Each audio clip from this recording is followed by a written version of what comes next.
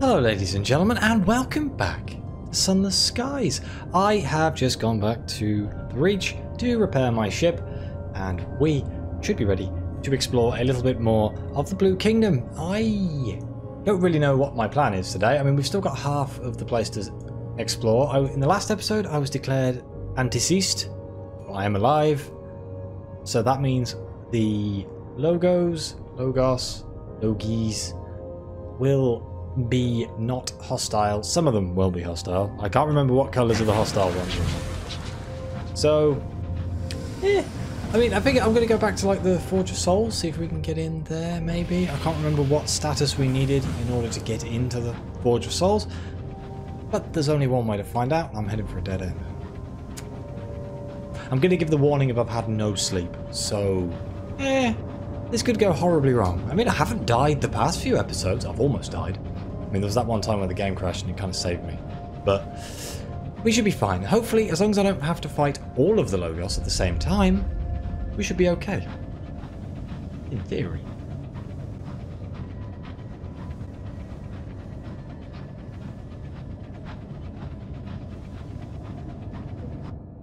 This place is still terrifying to me. I just know I'm going to drive into something and it's going to scare me. It's going to make me jump. It's going to be horrible, horrific, terrifying. God damn it. Maybe I should just stick to doing Fallen London video. A lot less stressful. I know there is. Oh god, what's that? Is that typically one Logos that's going to be hostile towards me? Yes. Okay, so it's the blue ones that are hostile towards me.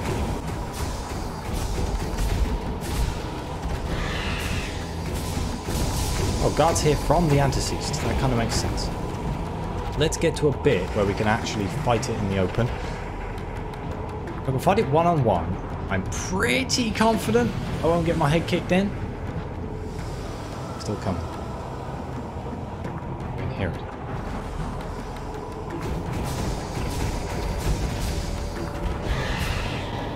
I've been told by people to change my weapon. I'm not entirely sure how to go about doing it with my skills. That's probably not the time to be talking about this, is there? And I'm trying not to get my head blown off.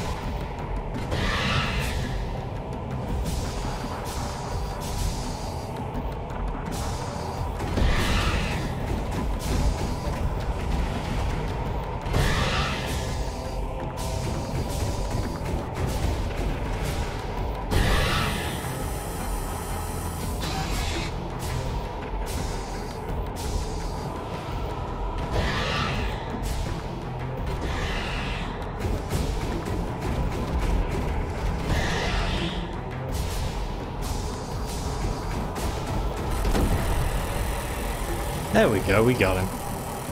Blimey. You can still hear that damn noise. We don't need fuel, but we will reduce our terror. This seems like a really good place to kind of reduce your terror, if you can farm those. Oh, the noise, it's gone. Way, we survived, and I didn't get absolutely destroyed. Definitely need something. I thought this shotgun would pack quite a punch, but not as much as I would like. It still takes a long time to fight through them. But hopefully we won't die. And I'll actually have a chance to explore this. There's still the Spirifers, which scare me a little bit. Ooh. Oh, the music just kicked in. Ooh, I like it. The Forge of Souls. Let's see if we can do anything new here.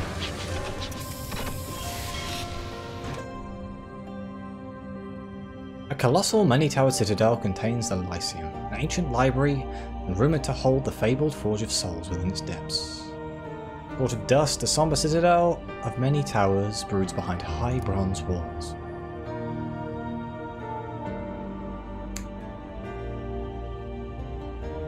Okay, I guess we'll approach the gates. Few lonely spirits mill about the courtyard, unable to pass the gates. Perhaps you'll fare differently.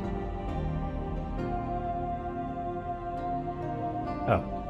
The gates are high as tall cedars. Masked faces carved into the bronze gaze down upon the courtyard impassively. Beyond the gates, the towers of the Lyceum rise higher still, forlorn and foreboding. For want of a knocker, you pound your fist against the bronze. A few spirits turn their heads in wonder, but nothing happens. Then slowly, a thin grate shrieks open in the lower part of the left gate. A skeletal face peers out. You are neither yoked nor Ephemera. Elysium is not for you. The gate shrieks closed. Okay, so we need to be the other one. Not... Oh dear, I've forgotten what I'm called already. This is how you know I haven't slept. Anteceased. We need to be the opposite of anteceased. Which I'm pretty sure... Stonefaced Court was where we were in the last episode. Was it the House of Days we went? You know what? Let's just explore a bit. Let's just get past some of this this fog of war. What do these places sell? Building supplies. Supplies. I'm kind of tempted to pick up a bit more fuel, but we'll be okay, I think. That's what he says. Famous last words. Is my paranoia going to get me? Yeah, my paranoia is going to get me. Was there a shop? I don't remember seeing a shop. I assume there is a shop. I can buy supplies there, but... Let's not crash.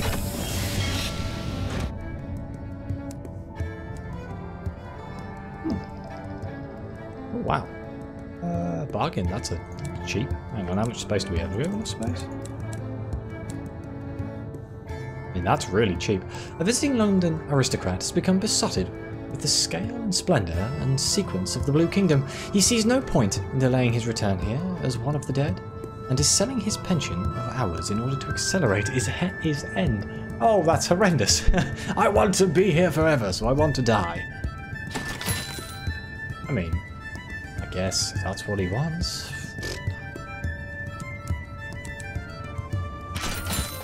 I think I just spent a lot of my money. Yeah, it'll be fine.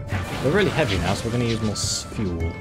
It's worthwhile getting it. We can use those to get in and out of the Blue Kingdom, which has been very useful for me because I keep needing to go back. Because I keep getting killed. There is a new exceptional story that I need to record for this week. I can't remember what it's called, and I've done absolutely no research, so I don't know why I said it really, but if you like this, please do check out my exceptional stories. They are very, very good, well-written things. The last one was amazing. Oh, cricket. Something oh, cricket? Wow, my brain is just gone. I do apologise. It's very cool. It's about a correspondence-laden cricket match where the devils and revolutionaries and all of these people all kind of merge into one, and we have to kind of find out what happened. But yes, if you like that kind of thing, please check it out. I read through everything. I put music in the background, so it's a little bit more atmospheric, and you know, just tell me what you think of it. Really, I'm trying to. Oh, there's crystals. Free stuff. Oh dear, free stuff plus something's going to try and kill me.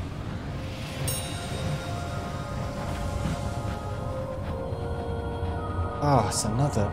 Right, it's amazing, isn't it?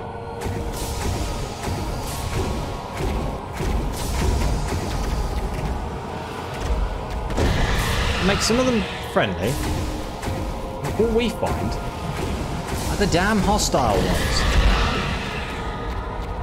Oh, crap.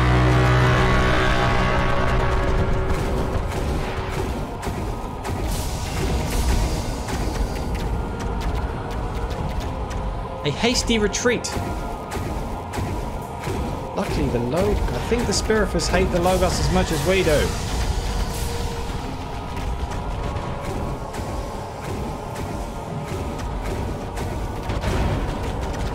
Legitimately no idea where I'm going. Oh, that's a missile. Oh, dear God. Hey, you two fight it out amongst yourselves. Oh dear. Yes. Yes, run the hell away. I am not interested in getting involved in that. Whew. Okay.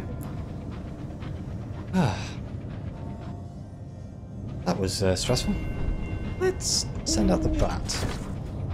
It's actually an owl now, but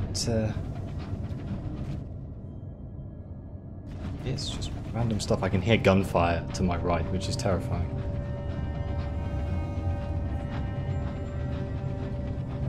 Hopefully we managed to get away. I think we got really lucky where the spirit was spawned at the same time as the Logos and Logo distracted them, which meant I didn't get killed. And I'm a very big fan of not getting killed, believe it or not. I'd actually like to see some of this place before getting blown to smithereens. What is this? An enclave of the dead. Or an enclave. Is it an enclave? It's an enclave. An enclave of the dead. These shades, some once human, some not, all masked and quiet, are performing the observances they hope will secure their passage through death's door. They pray around a pattern of stones, arrayed in a complex circles. Occasionally, one of them stands and moves a stone, provoking a fierce but silent and gesticulatory argument. When you approach, they stop. The laws of guest right require that they offer you respite. This, not when you have dining with the dead. The crew are wary. Your hosts insistently press bowls of pale food into your hands. It's rude to not accept food. Let's see what happens. Sojourn. You tarry a while, waited on by the slow, courteous spirits of the dead. Their food is petrichor, the sweet spun sugar confectionery eaten in the kingdom. The ruins are still and restful. You doze for a while and wake to porcelain masks watching over you. Oh. Our terror has reduced, but we now have one dining with the dead. I have a horrible feeling that's going to cause some issues. Oh dear, there's something hostile to the left of us. I don't want to interact with that just yet. Why? Do I? Yes, I do, because I want to get the hell away from this. A silent band of masked spirits wander amidst the columns of this dusty ruin. It's going to give me some terror, but I think we'll be okay. Did I get it? I think I got it. Oh. Ow. Gave me quite a lot of terror. Friend? Ooh. Friend. Oh, it's so nice to not have everything trying to kill me. Oh, hello, there's another port. This intrigues me greatly. I love the music in the Blue Kingdom. I love the music in this entire game. I suppose I can't really... It's one of the little ports over here. What is this? The shadow of the sun. Check it out.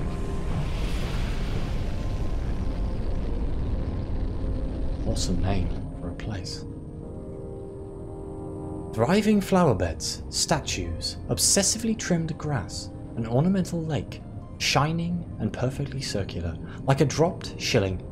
These surround the glittering palace called the Shadow of the Sun. The Shadow of the Sun is a meticulously kept garden palace sitting at the centre of miles of spirit-churned mud. The gardens are vast, ornate, resplendent. The flowers have been grown in exquisite regiments. As you follow the pale gravel path, you notice a yoked spirit carefully and individually measuring each blade of grass. At the centre of it all sits the palace where the sun's daughter dwells, colossal, gleaming, its walls cascade with lilies. Well, first thing we're going to do is write a porter report. You spot a bench beneath a willow tree, beside a mirror-smooth lake, a place to sit. Take out your notebook and jot some observations. Doesn't that sound lovely? A report on death's door. When you write your report on death's door, it is difficult to avoid slipping into philosophy. What does it all mean? Is this all there is? After a few attempts, you find more luck in writing about the spirits of the dead, as boldly and bluntly as though they were imported cabbages. Shades arrive in ever greater numbers. The Blue Kingdom finds it difficult to meet demand. You've heard rumours that there are even disguised members of the living among the influx of spirits, trying to slip through the door while alive. Outside the Shadow of the Sun, a rising chaos is barely contained. I haven't handed in any of these poor reports. I probably should. So, I'm guessing we seek an audience with the Arbiter. She is an Arbiter of Fates, the daughter of the Sapphired King. The shadow of the sun was built for her and around her. Foiled. As you approach the palace, a pair of yoked spirits bar your way. Only the yoked are permitted an audience with the Arbiter of Fates, says one of the spirits, his voice emanating from the jar in his hands. We cannot help you. Be on your way. I'm sensing a theme here. A lot of things are closed off depending on your status. Well, I guess we'll visit the Garden of Unflowers. At the centre of the ornamental lake is a garden island where unfinished stories are planted and fed. A rowboat sits at the lake's edge, occupied by a yoked spirit with an oar at the ready. It doesn't take long for him to row you across the placid water. Any conversation is decidedly one-sided. I'm going to assume that was my side. The Unflowers have petals of parchment. Their stems are tightly wound scrolls. The island is filled with them, but they are not allowed to grow as they please. Instead, they are cultivated in meticulous patterns. A yoked spirit tends to the island, pruning and studying the Unflowers with infinite diligence. She is known as the Gardener-Archivist. She greets you at the dock, hand raised in silent greeting.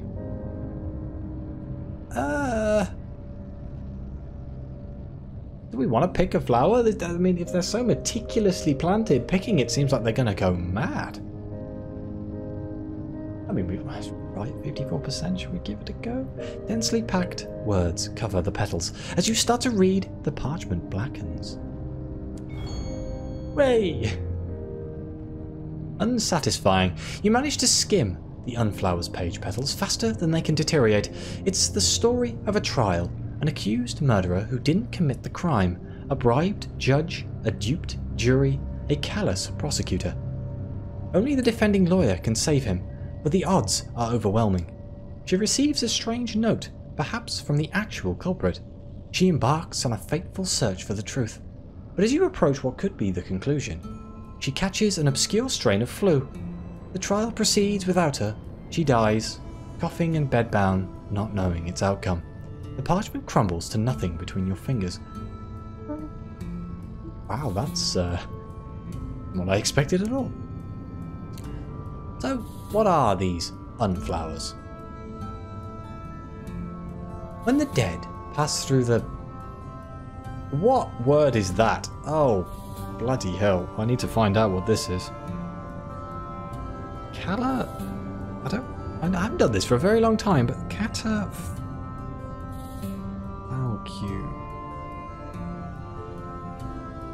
Decorated wooden framework supporting the coffin of a distinguished person during a funeral or while lying in state. Oh, that wasn't very loud at all. Excuse me, Google. Catafalque. Catafalque, okay. Apologise. Pass through the catafalque, we extract their unfinished stories. Spirits afflicted by unfinished stories are bitter, detestable things. The Gardener-Archivist keeps her voice in an empty flower pot. It echoes dolefully. At first, we did not know what to do with our harvest. We could not destroy them. Then they would remain unfinished forever. We found that we could plant them. The Unflowers would grow from the seed. The stories remain unfinished, but at least now they are pleasing to the eye.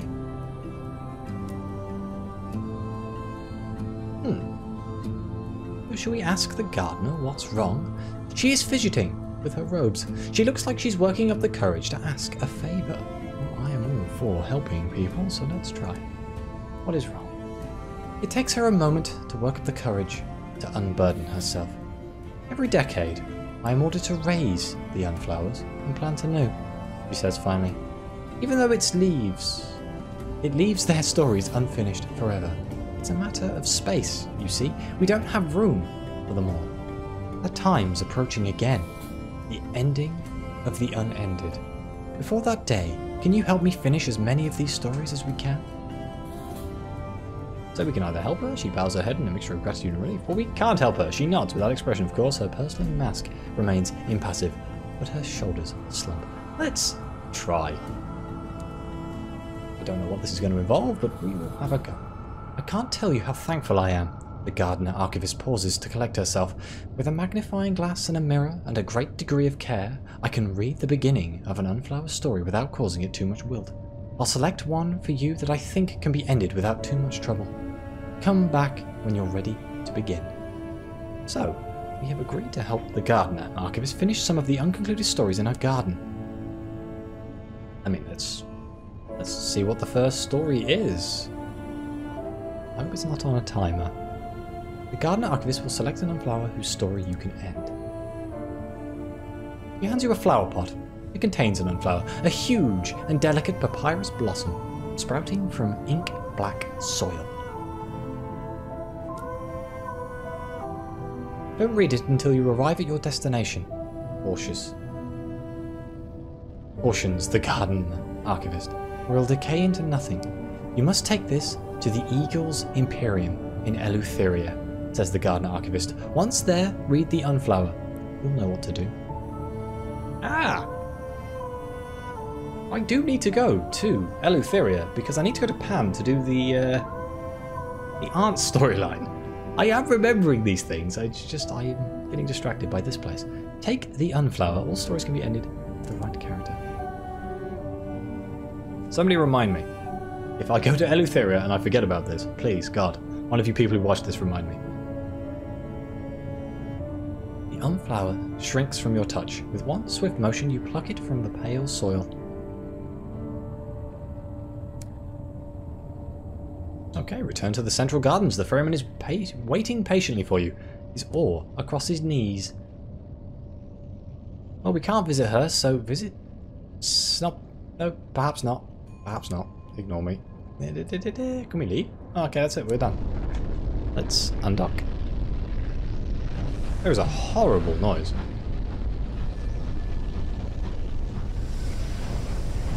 Let's... How much time we got? We got a few minutes. Let's go see what's up here. My time has been thrown off anyway because it's combat and I speed that up. The navigator turns away from the window and the looming shape of Death's Door. Let's not linger, Captain. Oh, I got an achievement. The Districts of the Dead. I think that means I found all of the locations.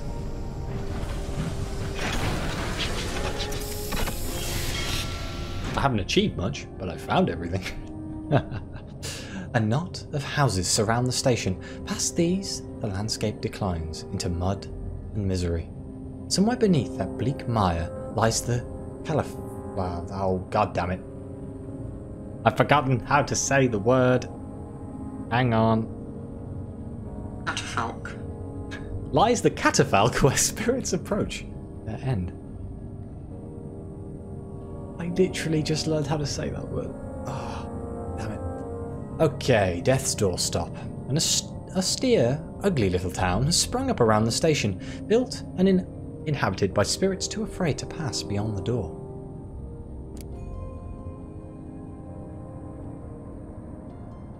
It has no official name, because officially it should not exist, but some of the Blue Kingdom bureaucrats sneeringly call it Death's Doorstop. Beyond it, the Endless Furrows, an endless expanse of churned black mud.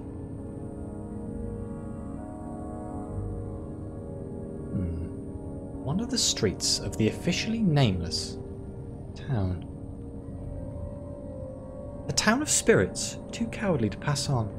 There are such few specimens. Only the most committed kind of cowardice can survive death. At the side of the street, trying to stop spirits as they pass, is someone not yet dead, an antecedent.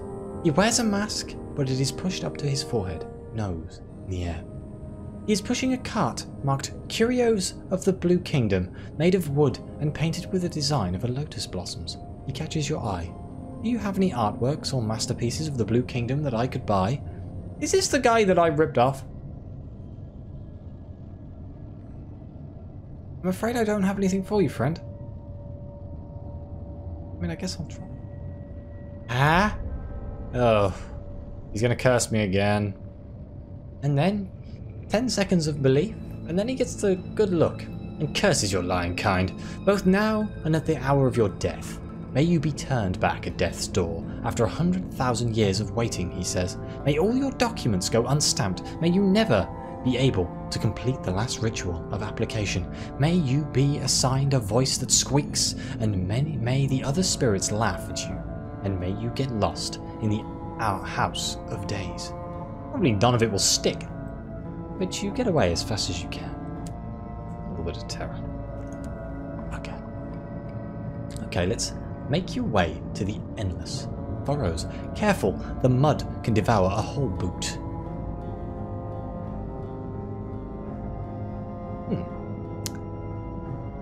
Once, the vast grounds around Death's Door were called the 7 Concentric Gardens. There were flowers, grass, trees, leaves still attached. Now there is mud. A squalid, black, hungering mud, and a seething sea of the masked dead, digging and scrabbling, churning, overturning, searching. Useless now to try to cultivate even a blade of grass, but a few yoked gardener spirits dash between the trenches, rakes and hoes aloft. They are still stubbornly attempting the impossible. Okay, so we can acquire a shovel. Everyone has a door to their death buried somewhere in the mud. The trick is to find it. To find it, one must dig. We can... Okay, so we have to get the shovel. If we have a shovel, we can dig for our own door. How intriguing. Many of the spirits are digging with their hands, bolstered by the grim patience of the dead. You don't have that kind of time. You drop into one of the trenches that crisscross the churn landscape and walk until you find a yoked spirit with a bundle of shovels slung across her back. She looks you up and down for a moment, then shakes her head, voiceless. She drops to one knee, extends a finger, and scrawls shakily in the mud at her feet. Only the dead may dig, she writes. Not the invisible, not the anteceased. Only the dead or ephemera. Oh. Well, balls. I guess we won't be digging for our door. So, is there anything else here? Perhaps not. What have we got in the shop? Ending prospects. Oh, I have prospects to bring literature here. Or we can buy some balls. Might as well buy them. Well, I guess I will end the episode here. Thank you so much for watching. Please let me know what you think. Like, subscribe, you know the deal. We got to see quite a lot more in this, and I didn't almost die. We will explore more of the Blue Kingdom in the next episode, and as always, I'll see you next time.